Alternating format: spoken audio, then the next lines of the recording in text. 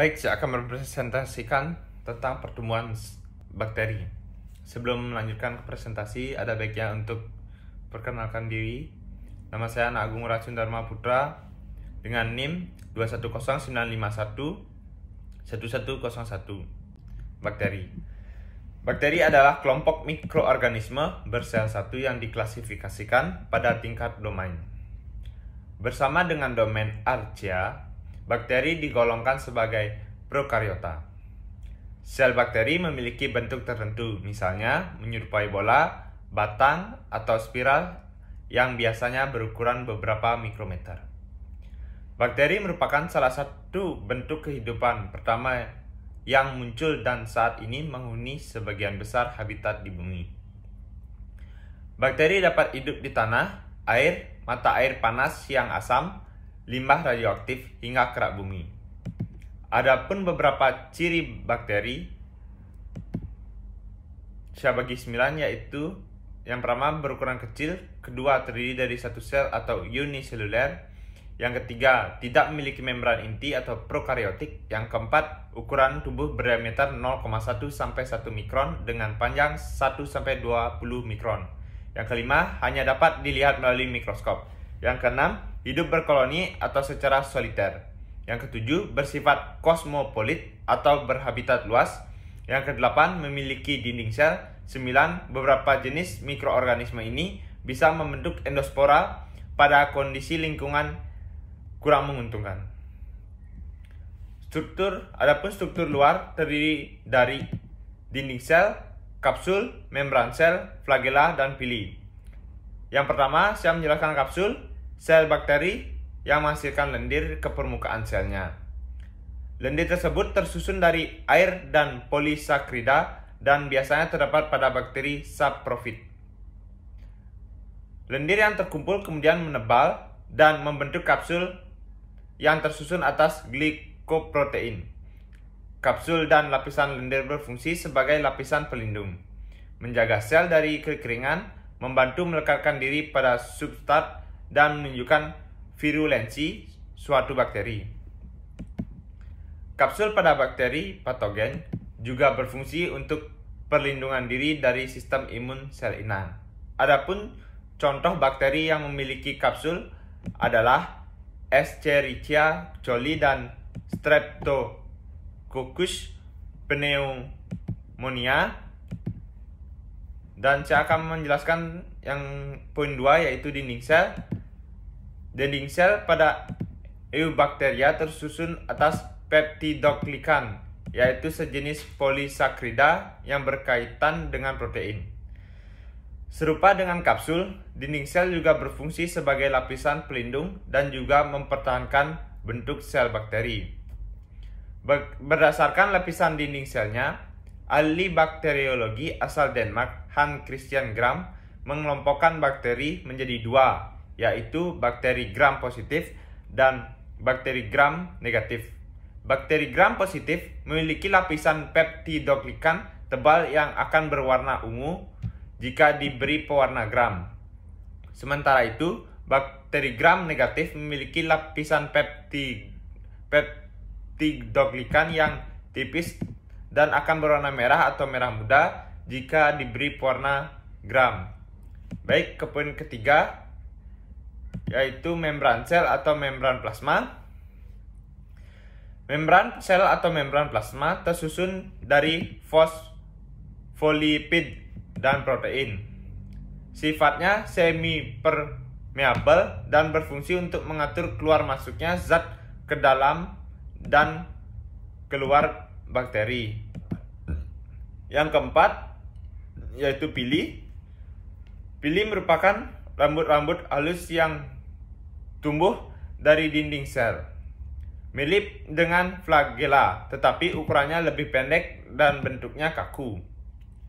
Fungsinya adalah untuk membentuk perlekatan pada substrat dan penyaluran materi genetik pada saat konjugasi. Yang kelima, atau flagela. Flagela yang juga disebut dengan bulu cambuk terdapat pada dinding sel dan berfungsi sebagai alat gerak. Flagela hanya memiliki oleh bakteri berbentuk batang, koma atau vibrio dan spiral. Sementara itu, struktur dalam terdiri dari sitoplasma, nukleoid, ribosom, dan plasmid. Baik, saya akan menjelaskan tentang yang pertama atau sitoplasma. Sitoplasma merujuk kepada cairan tidak berwarna yang tersusun dari air. Bahan organik yaitu protein, karbohidrat, lemak, garam mineral, enzim ribosom, dan asam nukleat. Sitoplasma merupakan tempat terjadinya reaksi metabolisme pada bakteri. Yang poin kedua yaitu ribosom. Ribosom adalah organel kecil yang berfungsi sebagai tempat terjadinya sintesis protein. Yang keempat atau nukleoid. Nukleoid adalah nukleus semu tempat berkumpulnya DNA kromosomal bakteri. Yang kelima atau plasmid. Plasmid berfungsi sebagai rekayasa genetik sebagai vektor yang membawa gen asing yang ingin disisipkan pada bakteri. Adapun faktor-faktor yang mempengaruhi pertumbuhan bakteri siap bagi menjadi 4. Yang pertama, nutrien. Nutrien atau zat makanan yang digunakan untuk pertumbuhan bakteri harus mengandung sumber karbon, sumber nitrogen, mineral atau sulfur atau fosfat, dan faktor-faktor pertumbuhan yang meliputi asam amino, purin, pirimidin, dan vitamin. Yang kedua yaitu suhu optimal. Suhu optimal untuk pertumbuhan bagi bakteri sangat bervariasi tergantung pada jenis bakteri itu sendiri. Pada suhu yang tepat atau suhu optimal, sel bakteri dapat memperbanyak diri dan tumbuh sangat cepat. Sedangkan pada suhu yang lebih rendah atau lebih tinggi, masih dapat memperbanyak diri tetapi jumlah yang lebih kecil atau tidak secepat jika dibandingkan dengan pertumbuhan pada suhu optimalnya. Yang ketiga yaitu kelembapan. Kelembapan sangat penting untuk pertumbuhan bakteri. Bakteri membutuhkan kelembapan tinggi.